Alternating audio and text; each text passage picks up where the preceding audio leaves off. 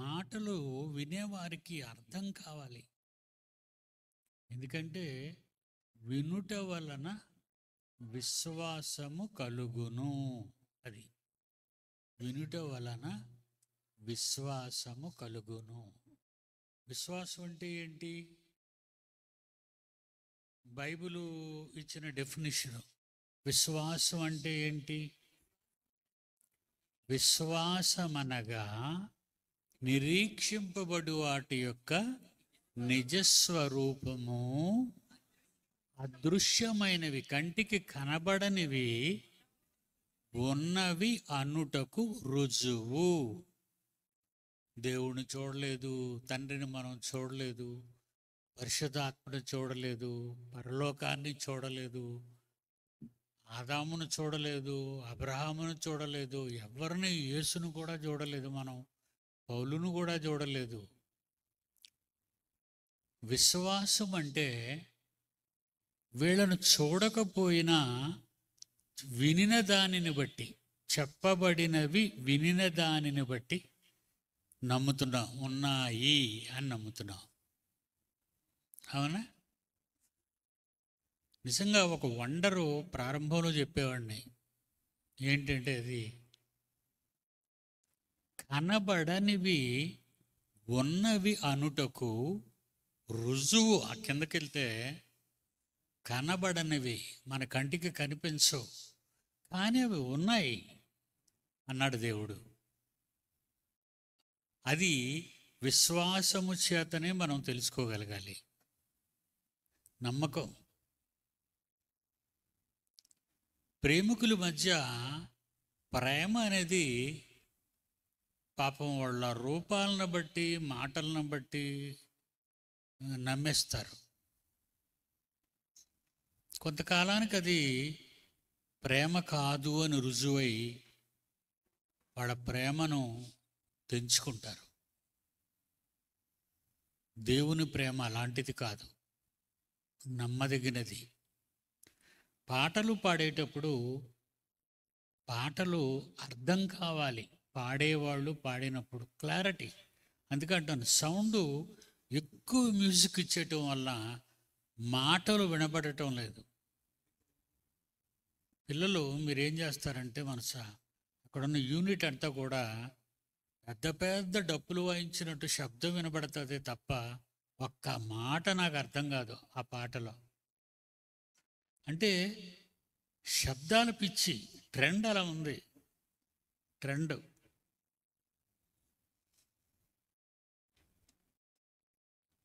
పాత సినిమాల్లో చాలా మెలోడియస్గా పాడేవారు సింగర్స్. రచయితలు కూడా చాలా అర్థవంతంగా రాసేవారు. ఆ పాట వినగానే మారాలి, నిజమేలే, అవును కదా అని అనేవారు. ఇప్పుడు పాటలు వినబడతాయి, శబ్దాలు ఎక్కువైపోయి మాటలు వినబడక ఏం విన్నాము అని అమాయకంగా మొహాళ్ళు వెళ్ళబెడతారు. ఇక బైబిల్లో చూద్దామా? గలతీ పత్రిక 14వ అధ్యాయం. గలతీ పత్రికలో 14 అక్కడ చదవరా? కొరింథీయులకు రాసిన మొదటి పత్రిక 14వ అధ్యాయము 19వ వచనం. చెప్పు. ఆడికి డౌటే, ఆడు తప్పే చెప్పాడు. కొలస్సీలకు రాసిన పత్రిక 3వ అధ్యాయము 16వ వచనము. ఇప్పుడు చూడండి అక్కడ ఎంత బాగుంటుందో. సంగీతములతోనూ కీర్తనలతోనూ ఆత్మ సంబంధమైన పద్యములతోనూ ఒకనికి ఒకడు పాటల ద్వారా బోధన జరిగించాలి. పాటల ద్వారా బోధన జరగాలి, బోధన ద్వారా బుద్ధి చెప్పాలి. కృపాసహితముగా ఆ మాటలు మీ హృదయాలలో దేవుని గూర్చి గానము చేయుచు సమస్త విధములైన జ్ఞానముతో క్రీస్తు వాక్యము ఈ పాటల ద్వారా మీలో సమృద్ధిగా నివసింపనీయండి. అదండి పాట అంటే. మీరెందుకర్రా బొంబాయి వాళ్ళు అలా కేకలేస్తారు? మీరు ఆల్బమ్ చేస్తున్నారు కానీ ఎందుకో నాకు డౌటు. కేకలు తప్ప పాటలు ఉండవు అనుకుంటున్నాను. పిచ్చి కేకలు వేయకండి, బాగోదు అది. బొంబాయిలో బాగుంటుంది.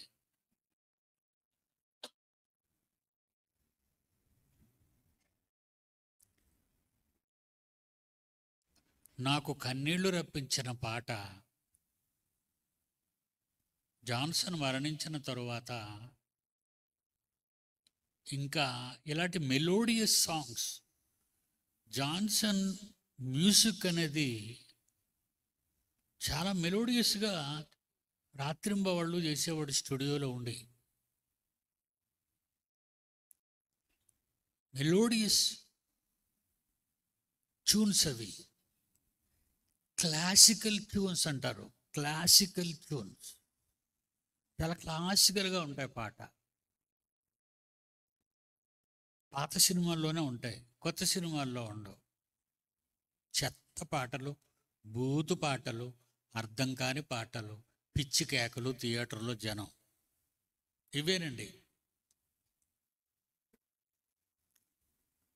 నిజంగా ప్రసన్నబాబు లిరిక్ రాసి మరి ధర్మశాలితో సంప్రదించి కుమారుడు ఒక చక్కని గీతాన్ని ఒక మంచి సింగర్ చేత పాడించాడు కాలం గురించి.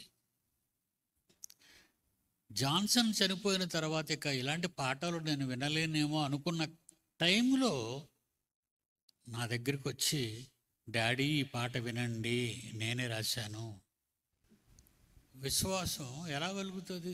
దేవుని మాటలు వినుట వలన. పాటలో మాటలు, మాటలలో మాటలు, మాటల వలన విశ్వాసం.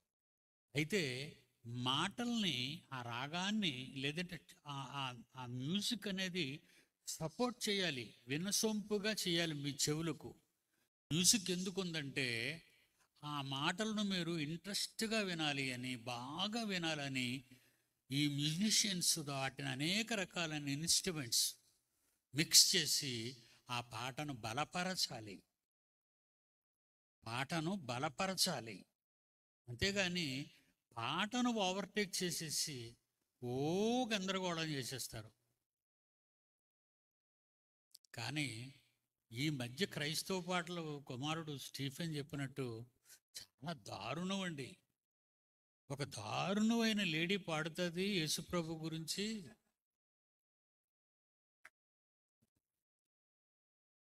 ఏంటి, యేసుప్రభుకి పెళ్లి చేసేసుకున్నట్టు, పరలోకం అంతా ఈవిడికి రాసి ఇచ్చేసినట్టు.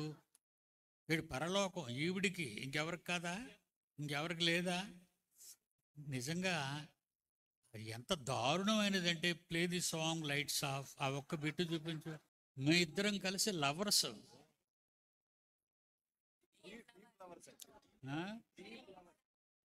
Deep lovers.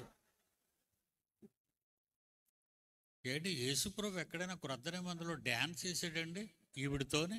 కొన్ని ఎవరితోనైనా వేస్తే ఆయన ఈవిడితో వేసాడంటే నమ్ముదాం. అంటే ఎలాంటి పాటలు కడుతున్నారంటే, ఏదో ఒక ఎంటర్టైన్మెంట్, ఒక బఫూన్ను చూసినట్టుగా చూడాలి. దేవుని పిల్లలారా, నిజంగా కీర్తనాకారుడు రాసిన కీర్తనల గ్రంథం చాలా గొప్పవండి. నేను యాక్చువల్గా బాప్టిస్టు సంఘానికి చెందినవాడిని. మా కుటుంబం బాప్టిస్టు సంఘానికి.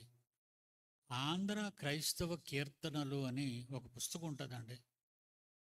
ఆ పుస్తకంలో దేవుని వాక్యమే తప్ప ఇతరత్ర ఏ మాటలు ఉండవండి. అలాగే భక్త సింగ్ గ్రూప్ వాళ్ళు సియోను గీతాలు అని రాశారండి. అవి కూడా బైబిలులోనివే తప్ప మరొక రకమైన ఏ పదాలు వాళ్ళు వాడరండి. వినడానికి ఎంతో బాగుంటాయండి అవి. వాక్యం బోధన జరగాలి. మానవ ఆకారం నిలవాలి అంటే దానికి బేస్మెంట్ కావాలి, స్తంభం కావాలి, నిలబెట్టేది కావాలి. అదే స్కెలిటన్, అస్థిపంజరం. అస్థిపంజరం. ఈ అస్థిపంజరం గురించి, ఈ అస్థిపంజరంలో ఉన్న వాటి గురించి, నిజంగా అస్థిపంజరం లేకపోతే మెడ మీద ఈ తలకాయ ఉండదు, మెడ కింద ఈ కింద కనబడుతున్నటువంటి ఈ వెన్నెపూస కానీ, కిడ్నీస్ ప్రాంతంలో ఉన్నటువంటి ఆ జాయింట్లు కానీ, కాళ్ళు కానీ, చేతులు కానీ, భుజాల నుంచి అతుక్కోవండి. ఒక స్కెలిటన్, ఎముకలు. ఈ ఎముకలు అనేవి అస్సలు ఎలాగా దేవుడు చేశాడో మనకు చెప్పలేదండి. ఆయన మీకు తెలియదు అనేసాడండి.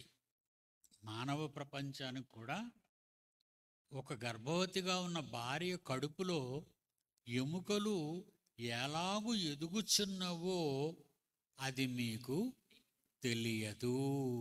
నేను చాలా ఏళ్ల క్రితం కర్నూలులో మాట్లాడుతున్నప్పుడు ఒక ఆర్థోపెడిక్ ప్రొఫెసర్ వచ్చారు వేదిక మీదకి.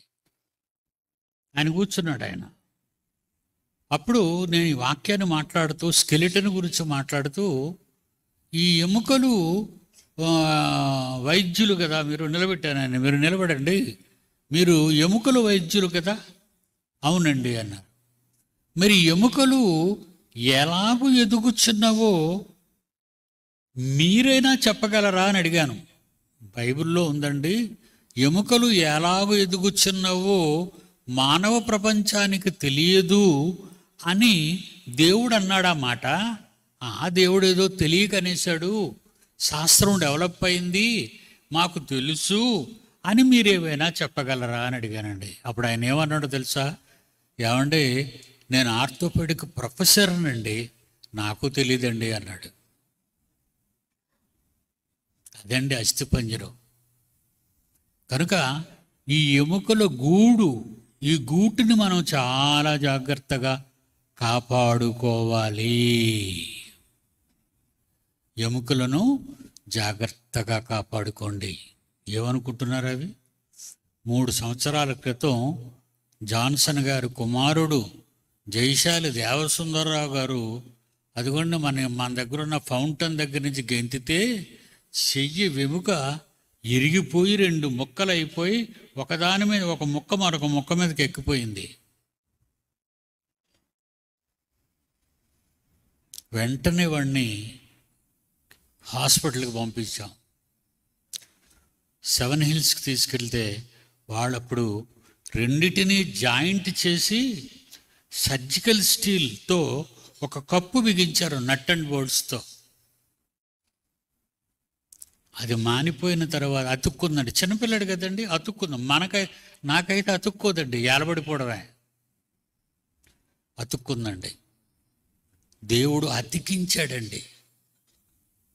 దానికి అది అతుక్కోవాలి. వీళ్ళేం గమ్మేయలేదండి. ఒకదానిలో ఎక్కడైతే ఇరిగిందో రెండింటిని కలిపి ఒక జాయింట్ వేశారు అంతే. సర్జికల్ స్టీల్తో ఒక చిప్ప వేశారు, ఆ ఎముక్కి ఈ ఎముక్కి. కానీ ఆ 2 అతుక్కున్నాయండి. అతికించిన వాడు దేవుడు, విరగొట్టుకున్నవాడు మనిషే, రెండిటిని కలిపి మీద ఒక చెప్ప వేసిన వాడు ఒక మనిషే, కానీ అతికించిన వాడు దేవుడు. కనుక స్కెలిటన్ అనేది మానవ శరీరంలో చాలా గొప్పదండి. తను జాగ్రత్తగా కాపాడుకోండి. ఏమండి, ఎందరో పేరు తెచ్చుకోవాలని కొండల మీద నుంచి గెంతి ఎముకలు విరగొట్టుకున్నోళ్ళు, రైడ్స్లో పాల్గొని మోటార్ సైకిల్ మీద అతివేగంగా వెళ్ళి తలలు పగలగొట్టుకున్న వాళ్ళు ఈరోజు ఎంతో మందిని మనం చూస్తున్నామండి. ప్రమాదకరమైన స్థితిలో వాళ్ళ ఎముకలు మొక్కలు నుజ్జైపోతూ ఉంటాయండి. ఇంకా అవి కష్టమండి. స్పేర్ పార్ట్స్ ఉండవు కదా. మీకు ముందు నుంచి చెబుతాను, మానవ అవయవాలలో ప్రపంచం ఏ మార్కెట్లోనైనా స్పేర్ పార్ట్స్ దొరకవు. మనిషి చేసిన వాటికి స్పేర్ పార్ట్స్ దొరుకుతాయి. మళ్ళా కంపెనీ ఎత్తేస్తే స్పేర్ పార్ట్లు దొరకవు. అలాగే ఒక వచనం చదువుదామండి బైబిల్లో. మరి కీర్తనల గ్రంథము 31వ అధ్యాయము ముగిస్తానండి. కీర్తన గ్రంథము 31వ అధ్యాయము 10వ వచనం. నా దోషమును బట్టి నా బలము తగ్గిపోవుచున్నది, నా ఎముకలు క్షీణించుచున్నవి. దేన్ని బట్టండి? మీ పాపాల బట్టండి, మీరు తినే ఆహార పదార్థాల బట్టండి. బంగాళాదుంపలు తిన్నాను అనుకోండి, నా ఎముకలు ఏమవుతాయో తెలుసండి, నా నరాలు ఏమవుతాయో తెలుసండి, పీకేస్తుంటాయండి. దుమ్ముల్లో ఏదో వేదన, ఎముకల్లో ఏదో వేదన వచ్చేస్తుంటుంది. నా దోషమును బట్టి, నా పాపం బట్టి దేనికి వాడుతున్నావు? పరిగెత్తడానికా? ఫుట్బాల్ ఆడడానికా? క్రికెట్ ఆడడానికా? దేనికి వాడుతున్నావు నీ ఎముకల్ని? తల నుంచి పాదాల వరకు ఉన్న ఎముకల గూడులోని ప్రతి చిన్న దాన్ని కూడా నువ్వు దేనికి వాడుతున్నావు? బాక్సింగ్కి వాడుతున్నావా? ఏమండి, ఎంతోమంది బాక్సర్సు ముక్కు మీద కొట్టగానే ముక్కులు ఒత్తబడిపోయి చప్పిపడిపోద్దండి. ఎందుకంటే ఇక్కడ ఉన్న ఎముక దెబ్బతింటుంది. తెలుసండి, కొంతమందికి లొత్తలు పడిపోతాయండి. ఇలాగా లొత్తలు, ఆ లొత్త పోదండి, ఎముక లొత్తబడిపోయింది, విరిగిపోతుంది. అవి మీ పాపాలే. మీ పాపాలు, మీ నియమాలు, మీ ఆహార పదార్థాలు మీ ఎముకల గూడును పాడు చేస్తున్నాయి. చాలామందికి మోకాళ్ళ చిప్పలు అరిగిపోయాయి అంటారు. ఎందుకు అరిగిపోయాయి? అతిగా పని చేయటం వలన అరిగిపోతాయి, తినకూడని వాటిని తినటం వలన అరిగిపోతాయి, వెయిట్ లిఫ్టర్గా బరువులు ఎత్తేటప్పుడు కూడా వీరి అరిగిపోతాయి. మీరు ఆలోచించారా? మీ ఎముకలు గూడుని మీ ఎక్సర్సైజ్ వలన పాడు చేసుకోకండి. సినిమా యాక్టర్లు చచ్చిపోయారు అలాగే. ఎక్కువగా నడవకండి, ఎక్కువగా పరిగెత్తకండి, ఎక్కువగా జంపులు చేయకండి, హై జంపులు చేయకండి, లాంగ్ జంపులు చేయకండి, ఏం చేయకండి. ఇవన్నీ వీటి వల్ల చాలా ప్రమాదం. ఒకసారి ఎముక విరిగింది అంటే, ఒకసారి ఈ బొంగరపు కీలు అంటారు, మోకాళ్ళ దగ్గర ఉన్నటువంటి ఒక ఎముక కింద నుంచి వచ్చినటువంటి కాళ్ళ ఎముకకు ఇలా జాయింట్ అయి ఉంటాయండి. మీరు కాళ్ళు మడిచేటప్పుడు, విప్పేటప్పుడు ఇలా మూవ్ అవుతుంటాయి. ఇందులో దేవుడు ఒక రసాన్ని పోసాడండి, ఆయిల్ లాంటిది.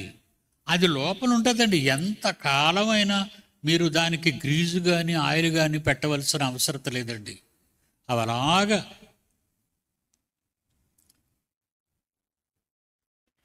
అలాగ తిరుగుతుంటాయండి ఒకదానిలో ఒకటి.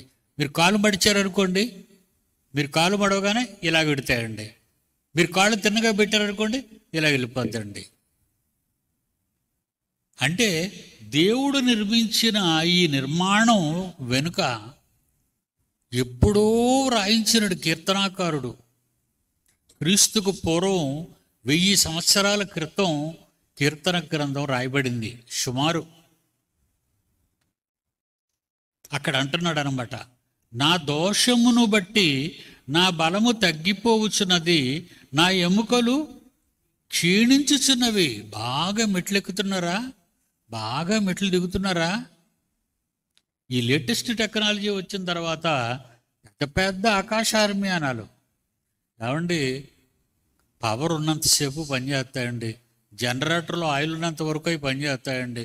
అన్నీ పోతే మెట్లెక్కకి తప్పదండి.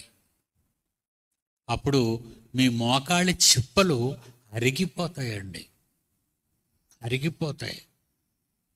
ఎక్కువగా నీళ్లు మోస్తున్నారు అనుకోండి, ఎక్కువ ఆడవాళ్ళు నీళ్లు పట్టుకొని ఇలా బిందెతో పట్టుకొని వెన్నుముక భరించాలి, భుజాలు భరించాలి, భుజాల్లో ఉన్న బొంగరపు కీళ్ళు భరించాలి, ఇక్కడున్నటువంటి బొంగరపు కీలు భరించాలి, ఇక్కడ ఉన్న బొంగరపు కీలు భరించాలి, ఇక్కడ చేతులు పుట్టి చేతులు ఆడతాయండి. ఇవన్నీ కూడా దేవుడు అమర్చిన ఎముకల భాగాలు. ఇవన్నీ కూడా ఇవి మనిషి చేయలేడండి. మనిషి వీటిని చేయలేడు. కనుక శరీరాన్ని జాగ్రత్తగా కాపాడుకోండి, మీ ఎముకలని కాపాడుకోండి. ట్రైన్లో వెళ్తారా, చెయ్యి బయటికి కడతాడు, తిన్నకుంటాడు వాడు. ట్రైన్ డోర్ దగ్గర నిలబడతాడా, ఇలాగ ఏలబడతాడండి. ఎంత ప్రమాదం అండి అది. మీ దోషములు, ఫుడ్ కావచ్చు, ఎక్సర్సైజ్ కావచ్చు, నీకు విపరీతమైన పని ఉండొచ్చు, వాటిని నీ గురించే, నీ స్వార్థం కోసమే వాడుకుంటావా? మరి దేవుడి గురించి? పౌలు గారు అన్నీ భూమి మీద ప్రయాణాలే కదండి, నడకే కదండి, ఎడారిలో నడక, అరణ్యాలలో నడక, నడక నడక నడక నడక నడక. కనుక మీ అవయవాలలో ఎముకలు మీ శరీరాన్ని నిలబెట్టేవి. చాలామందికండి వెన్నుపూసలో మన మహేంద్ర ఉన్నాడు, వెన్నుపూసలో ఒక పూస. ఏమండి వెన్నుపూస చూపించిన ఆయన ఒకళ్ళని దగ్గర ఉంటే, వెన్నుపూసు మెడకి తుంటి ఎముకకి కనెక్ట్ అయి ఉంటుంది. వెనకాతలది మెడకి, పైన మెడకి, కపాలానికి కింద వరకు వచ్చి వెన్నుపూస ఈ కింద నడువుకి కింద భాగానికి కనెక్ట్ అయి ఉంటుంది. అది వంగుతుందండి, ఇలా వంగుతుంది. మీరు అందుకే వంగోగలుగుతున్నారు. అలా వంగుని బరువు ఎత్తారనుకోండి, చేతుల మీద పడుతుంది, ఎముకలలో, కాళ్ళ మీద పడుతుంది, ఎముకలలో, ఇంకా వెన్నుముక మీద పడుతుంది. పూసలు కదులుతాయి అనుకోండి, పూసలండి అవన్నీ పిన్ పిన్ పిన్ పిన్ ఒక్కొక్కటి పూసలు ఎలాగైతే 1 by 1 ఉంటాయో అలాగన్ని పూసలు ఉంటాయండి. ఏ పూస చూసారండి, పూసలు చిన్న మెదడుకి కనెక్ట్ అయిందండి పైకి వెళ్ళి. ఏమండి దీనిలో ఎంత పవర్ ఉందో తెలుసా? మీ మీ మీ మెదడు రాత్రులు నిద్రపోద్దా? తలకాయ నిద్రపోద్ది. మెదడు తలకాయలో కదండి ఉంది, ఈ కపాలంలో ఉంటుంది. చాలా సెక్యూరిటీ ప్లేస్ అండి. దేవుడు కపాలాన్ని చాలా బలమైన కపాలంగా చేశాడు. అందులో సున్నితమైన మెదడుని పెట్టాడు. ఆ మెదడుకి కనెక్ట్ అయి ఉంటుందండి. రాత్రులు మీరు నిద్రపోయేటప్పుడు ఈ వెన్నుపూస పని చేయడం ప్రారంభిస్తుంది. ఒక వంగడమే కాదు, బరువులు మోయటమే కాదు, నీకు రాత్రంతా మెదడికి విశ్రాంతి ఇచ్చి అది పని చేయడం ప్రారంభిస్తుంది. అలాంటి వెన్నుముకను పట్టుకొని నీ ఇష్టం వచ్చిన బరువులు ఎత్తేస్తావా? నేను ఇన్ని టన్నులు ఎత్తగలను, నేను అన్ని టన్నులు ఎత్తగలను అని. నువ్వే బాడీ బిల్డర్వా? వెయిట్ లిఫ్టర్వా? ఇవన్నీ ఎవరు చేశారు? సాతానుగాడు ఈ దుర్వ్యాపారాన్ని మానవ మనసుల్లో పెట్టి వాళ్ళని సర్వనాశనం వైపు నడిపిస్తున్నాడండి. ఇక నా దోషమును బట్టి నా బలము తగ్గిపోవచ్చున్నది. మహేంద్రకి థెరపీ చేశారండి. హైదరాబాదులో తీసుకెళ్ళి 3 నెలలు థెరపీ చేశారు. ఇంజక్షన్లు ఇవ్వలేదండి, వాటి మీదే చూసారండి. బాడీ థెరపీ అంటారు, మసాజ్ థెరపీ అంటారు. మసాజ్ చేస్తుంటారు ఎముకల్ని. వాటి పరిస్థితుల్లో ఒరిజినల్ ప్లేసెస్లో ఉంచడానికి ట్రై చేస్తారు వాళ్ళు. ఒకప్పుడు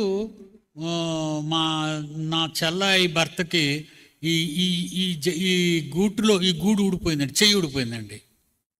గట్టిగా లాగేసరికి ఈ చెయ్యి బయటకు వచ్చింది. అంటే ఈ ఎముక బయటకు వచ్చింది ఈ భుజంలో నుంచి.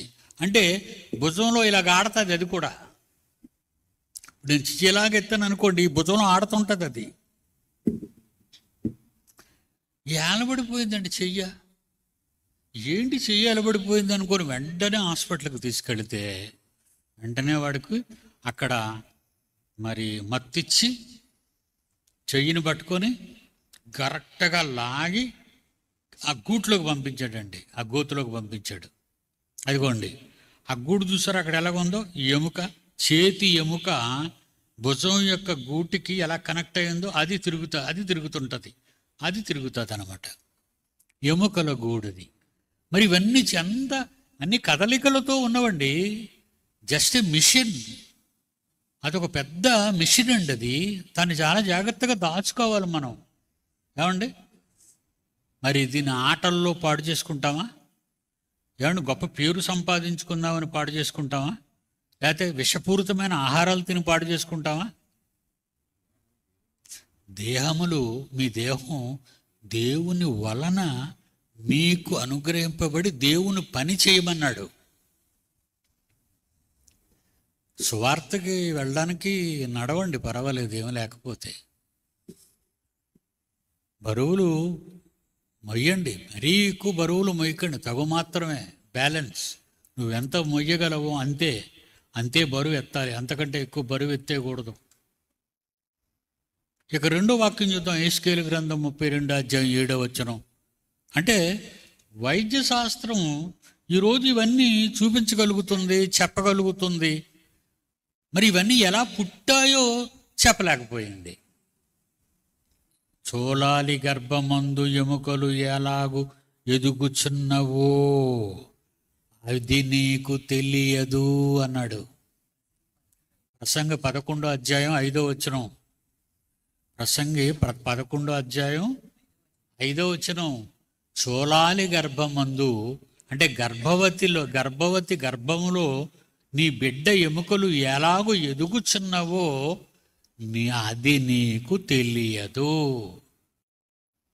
బిడ్డ పుట్టిన తర్వాత, మనిషి పెద్దవాడైన తర్వాత, ఎక్స్రే కనిపెట్టబడిన తరువాత అప్పుడు తీసాడు ఎక్స్రే. అది ఎప్పుడు వచ్చింది? నిన్నగాక మొన్న వచ్చాయి కదండి ఇవన్నీ, నిన్నగాక మొన్న వచ్చాయి ఇవన్నీ. మరి ఇది ఎప్పటి మాట? 1000 సంవత్సరాలు, క్రీస్తు పూర్వం అండి, క్రీస్తు పూర్వం 1000 సంవత్సరాలు.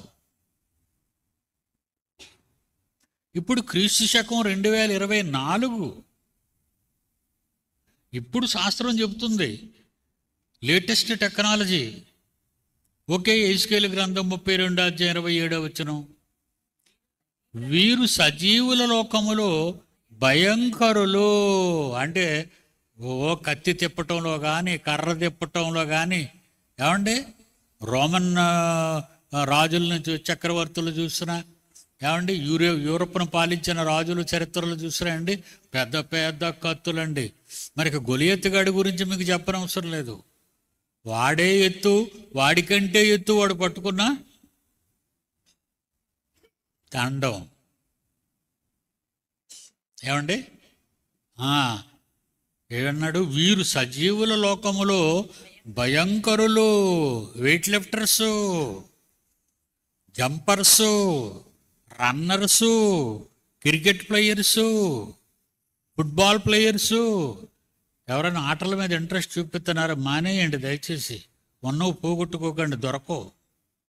రన్నింగ్లో నీకు కప్పిస్తారే తప్ప, చెప్ప మిగులుతుందే తప్ప, విడిపోయిన జాయింట్ ఏమి కలవదిక. అర్థమైందా? ఆటలు మానేయండి. ఈ క్రికెట్ పిచ్చి పట్టేసిందండి ప్రపంచానికి. రోజుకి క్రికెట్టేనండి, రోజుకి క్రికెట్టే. పిల్లలు పిచ్చెక్కిపోతున్నారు. బిల్లకర్రాటండి, చిన్నప్పుడు మేము ఆడుకునేవారు. చిన్న బిల్ల ఉంటుంది, ఇంత కర్ర ఉంటుంది, ఇలా పెట్టి అలా కొట్టడం. బిల్లాకర్రే క్రికెట్ అయింది. ఇది ఒక పెద్ద ఇంటర్నేషనల్ గేము. ఆ బ్రిటిష్ వాళ్ళు ఉన్నారే, వాళ్ళు పచ్చి పనికి మాలిన వాళ్ళు అంటాడు. వాళ్ళే మొట్టమొదటి దీన్ని బయట ప్రపంచానికి పరిచయం చేశారు. పాస్టర్ల క్రికెట్, యాక్టర్ల క్రికెట్, డాక్టర్ల క్రికెట్, ఆహా, అందరూ క్రికెట్ ప్లేయర్సే, అందరూ ఫుట్బాల్ ప్లేయర్సే, ఎముకలు విరిగిపోతాయిరా పిచ్చినా కొడకల్లారా.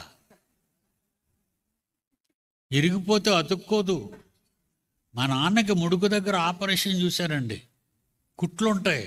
నాన్నగారు ఏంటిది, నా తండ్రి అండి, ఏంటి అంటే, నాయన నేను మిలిటరీలో ఉన్నప్పుడు ఫుట్బాల్ ప్లేయర్ని, కాలు ఇరిగిపోయింది, అందుకే నాకు కుట్టేశారు అంటాడు. ఆడటం ఎందుకు, ఎరగొట్టుకోవటం ఎందుకు, కుట్టేసుకోవటం ఎందుకు, మిలిటరీలో వచ్చిన తగిలేయడం ఎందుకు?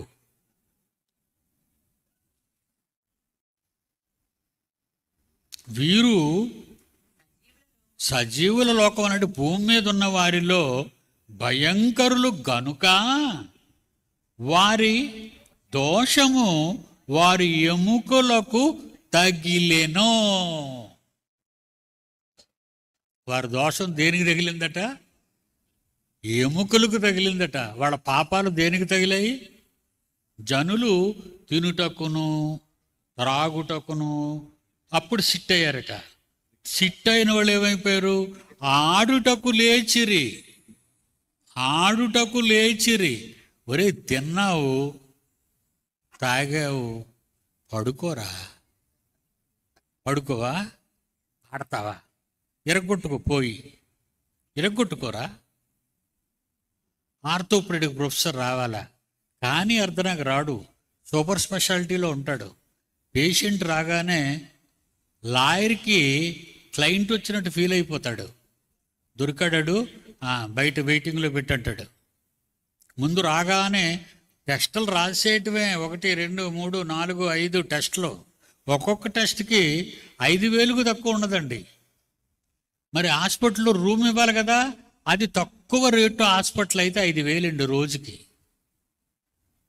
ఆడావా క్రికెట్? చూసావా హాస్పిటల్? దేవుని పిల్లలారా, ఆటగాడు, పాటగాడు, వేటగాడు, చివరకు వెన్నుపోటుతో పొడవబడినవాడు, ఏమి దక్కిందండి? ఏమి దక్కిందండి? విశ్వవిఖ్యాత నట సార్వభౌముడికి దిక్కుమాలిన చావు వచ్చింది. దేవుని పిల్లలారా, వీరు సజీవుల లోకములో భయంకరులు. అయితే నీ రిజల్ట్ చెప్పమంటావా? వారి దోషము వారి ఎముకలకు తగిలెను.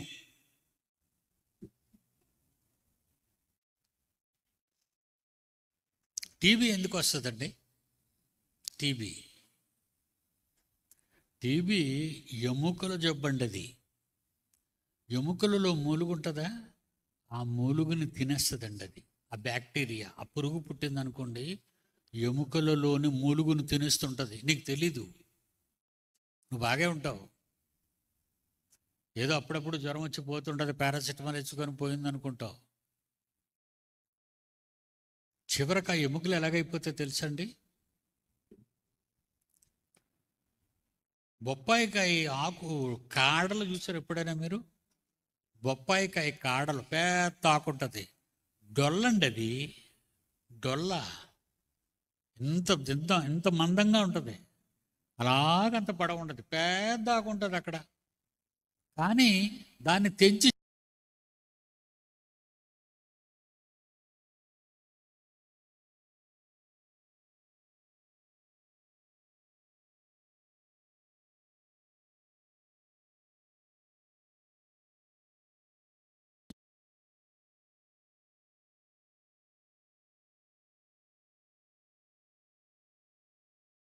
కీర్తనలు 38:3 ఒకసారి చూద్దామండి. కీర్తనలు 38:3, నీ కోపాగ్ని వలన ఆరోగ్యము నా శరీరమును విడిచిపోయెను. దేవుడు కోపం వల్ల మన ఆరోగ్యం మనల్ని ఎందుకు వదిలిపోయింది? నీకెందుకు ఇచ్చాడు ఆరోగ్యం? తన పని చేయమని. నీకెందుకు ఇచ్చాడు అవయవాలు? తన ఇష్ట ప్రకారంగా, తన ఇష్టాన్ని నీ అవయవాల ద్వారా. కుమారుడు స్టీఫెను గురించి స్క్రీన్ మీద ఒక మాట వచ్చింది.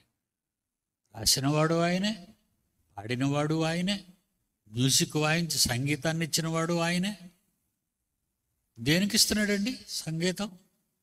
దేవుని పాటలు సువార్తగా జనాలలోనికి వెళ్ళటానికి తన గొంతుని, తన చేతులని, తన కాళ్ళని, తన నోటిని, పెదవుల్ని అన్నిటిని ఉపయోగించుకో. చూడండి, రచన, స్వరకల్పన, సంగీతము, పాట పాడిన ఆయన గాయకుడు. అవయవాలన్నీ ఆయన పాట గురించి వాడుకున్నాడు. మరి మీ సినిమా వాళ్ళు అవయవాలన్నీ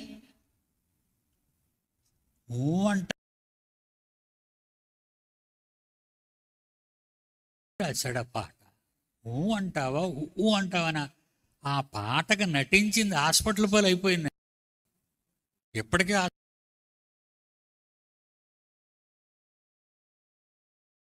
అది నీ దోషం ఎక్కడుంది? నీ ఎముకలకు తగిలి అంటావా అంటావా? దేనికోసం అడుగుతున్నా? రూతు ప్రభు. అప్పుడు పేరేం పేరండి? రూతు ఎవరు? బైబిల్లో స్త్రీ అండి, పవిత్రురాలు. యేసు వంశావళిలో ఉన్నది రూతు ప్రభు. ఈవిడ బూతు ప్రభు అయిపోయింది. ఆసుపత్రి పాలు అయిపోయిందండి. ఇంకా నటించేస్తారట చూడండి, ఇంకా నటించేస్తుందట. ఏంటి నటిస్తావు? నీ ఎముకల్ని చూసారండి మధ్యని సినిమాలోనూ అసలు వాళ్ళకి ఎముకలు ఉన్నాయా అనిపిస్తుందండి. ఆ చేతులు కదలటం కానీ, లక్కాయ కదలటం కానీ, నడుం కదలటం కానీ, ముడుకుల నుంచి ఇద్దరు ఉన్నారండి. ఒకడు మైకేల్ జాక్సన్ అండి, ఆడిలందరికీ ఘటసర్పం అండి. బూతుపాట్లకి ఘటసర్పం మైకేల్ జాక్సన్ గాడు. మన ఇండియాలో మాత్రం మనకొకడు తగులుకున్నాడండి.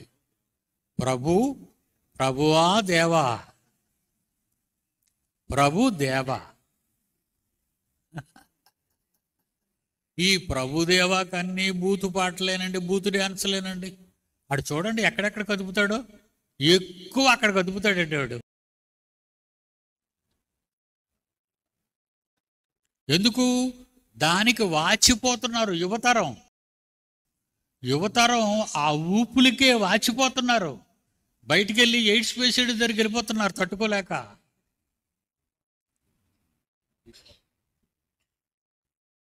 ఏంటండి దారుణాలు? దేవుడిచ్చిన ఎముకల గూడు, ఆయన కట్టిన ఈ గూటిని దేనికి వాడుతున్నారా మీరు? నా కోపాగ్ని వలన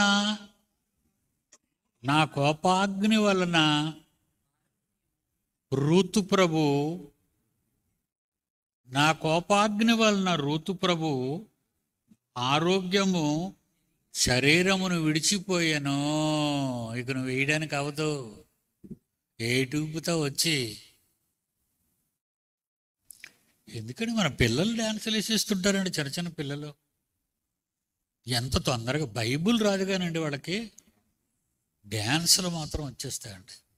ఈ మధ్యన కడుపుతో ఉన్నోళ్ళు డ్యాన్సే, పిల్లలు ఉన్నోళ్ళు డ్యాన్సే, చివరికి ముఖం ముడతలు పడిపోయిన వాళ్ళు డ్యాన్సే. అది ఇప్పుడు పెద్ద ట్రెండ్ అండి. మాస్ మీడియా అది పాడు చేసేస్తుంది సమాజాన్ని. ఈ సినిమా మీడియా ఇదట పెద్ద ఇండస్ట్రీ అట. ఈ దరిద్రపు ఇండస్ట్రీ అమెరికాలో పుట్టిందండి. హాలీవుడ్, బొంబాయిలో బాలీవుడ్, తెలుగులో టాలీవుడ్, కేరళలో కన్నడలో కాలీవుడ్. ఏ వుడ్డు? అరణ్యం అండి, అరణ్యం.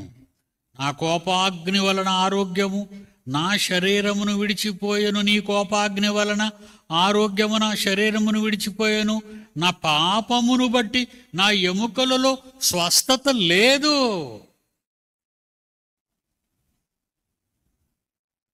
ఎక్కడొస్తుంది ఇక? ముందు పాపాన్ని ఒప్పుకో, వైద్యం సంగతి దేవుడు ఎరుగు.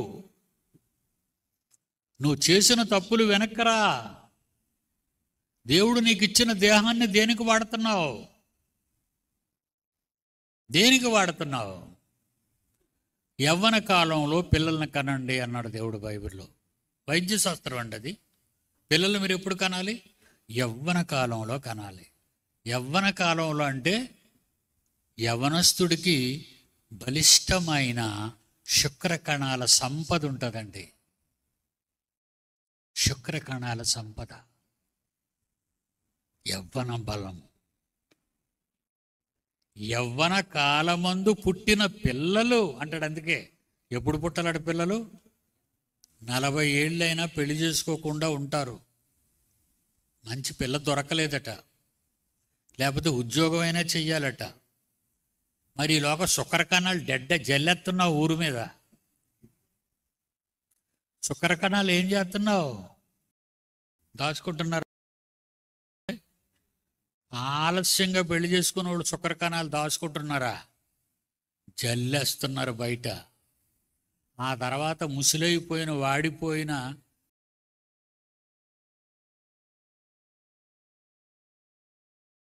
వయసున పిల్ల రాదు కదా, నీకు ఒక ముసలి పిల్లే వస్తుంది. ఆవిడ అండం కూడా ముసలి అండమే. ఈ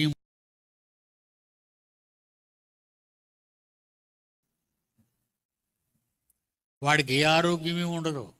చిన్నప్పటి నుంచి నాలిక చాపుకొని, పళ్ళు తేలేసుకొని, బుర్ర తిప్పుకొని, పిచ్చి కేకలు వేసుకొని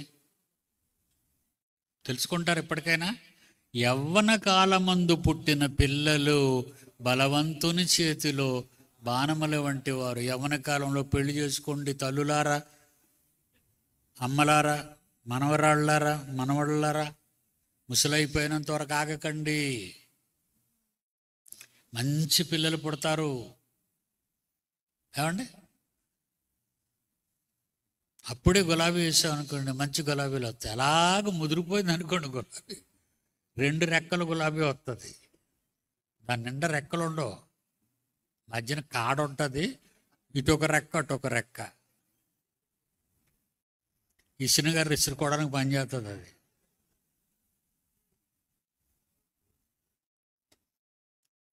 చివరిగా సామెతల గ్రంథం 14వ అధ్యాయం 30వ వచనం. సామెతల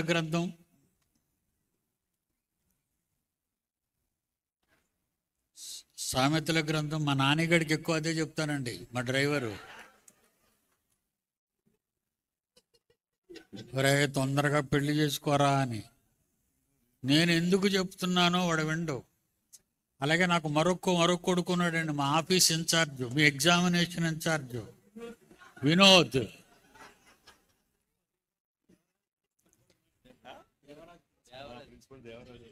ప్రిన్సిపాల్ దేవరాజు ఒకడు ఉన్నాడు మా మధ్య.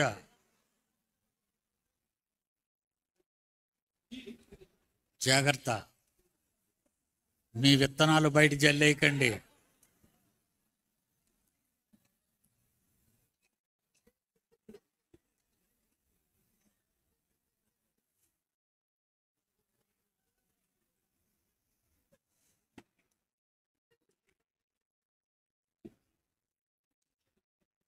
సామెతలు 14:30 చివరిగా.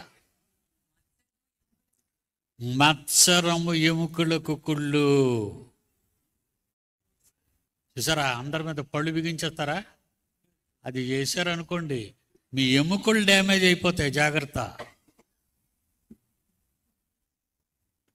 నేను కడపోడిని, నేను కర్నూలుడిని, నేను విజయవాడ రౌడీని. ఎముకలు డ్యామేజ్ అయిపోతాయి.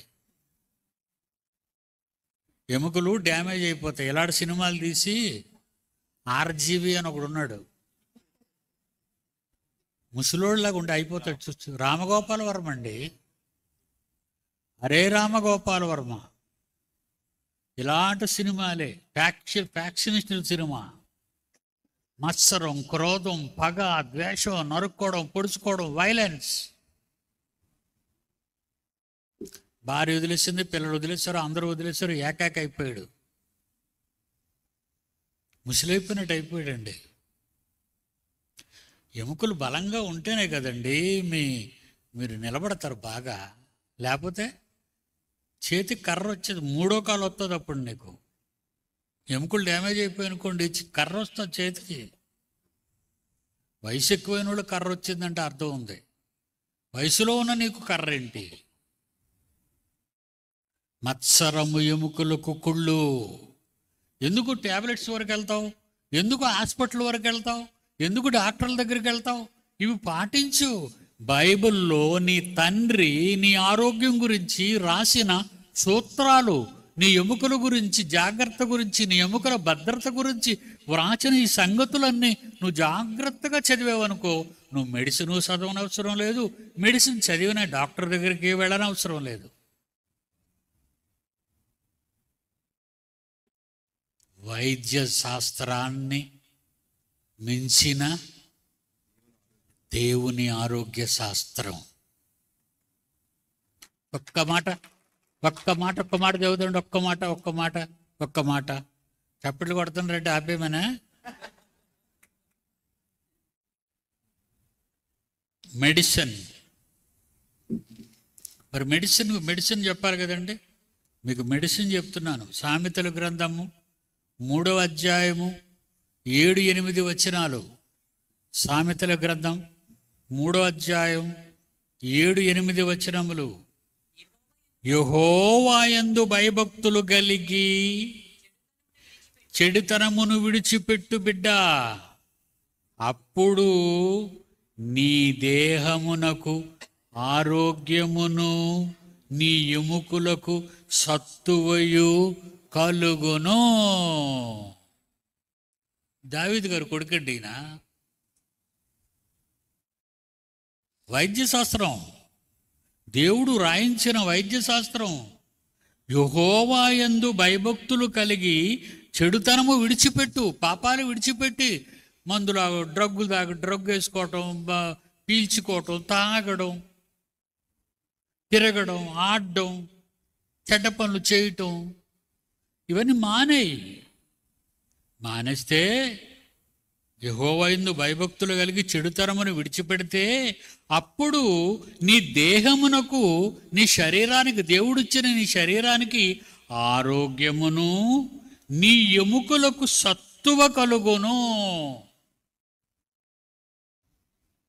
నా తోటోళ్ళందరూ చచ్చిపోయారండి. నాతో ఉన్నవాళ్ళందరూ చచ్చిపోయారు. నేను నా దేహాన్ని కాపాడుకుంటున్నానండి. నిజంగా చెప్తున్నానండి.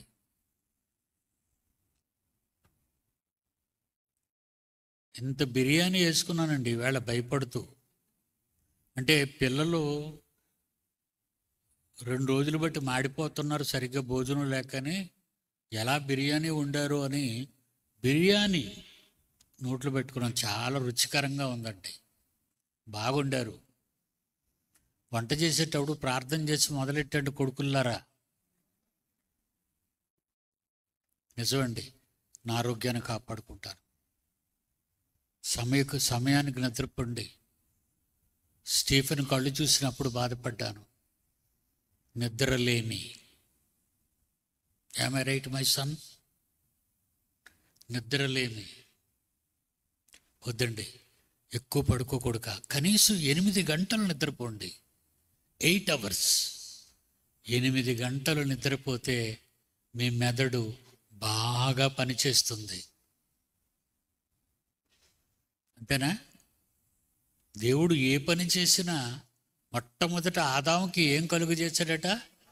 గాఢ నిద్ర.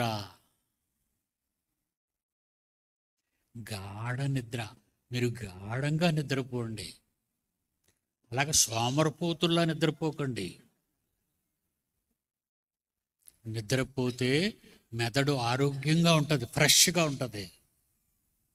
ఎక్కువగా ఆలోచించకండి, మీ నర్వస్ సిస్టమ్ దెబ్బతింటుంది. God bless you my children. ప్రార్థన చేస్తాను, కళ్ళు మూసుకోండి. ప్రేమగల మా తండ్రి, కాలము విస్తారమైన తండ్రి, మీ మాటలు వినటానికి మళ్ళా ఇలాంటి దినాలు మాకు రావు. మీ పిల్లలకు మీ మాటలు చెప్పాను. ఎన్నో వేల రూపాయలు ఖర్చు చేసి భారతదేశం నలుమూలల నుండి నీ పిల్లలు కూడుకున్నారు మీ మాటలు వినటానికి తండ్రి. మీ మాటలు విని ఆరోగ్యవంతులై మీ ఇష్టాన్ని భూమి మీద నెరవేర్చి యేసుక్రీస్తు వలె మీ ఇష్టాన్ని భూమి మీద నెరవేర్చి సువార్తను ప్రకటించటానికి, అవి పాటల, మాటల, వాయిద్యాల, సంగీతాల, కీర్తనల, పద్యాల, అన్నిటిలోనూ నీ పిల్లలను వాడుకోండి, ఫలింపచేయండి. క్రీస్తు పేరట ఈ ప్రార్థన అడుగుచున్నాము తండ్రి. ఆమెన్.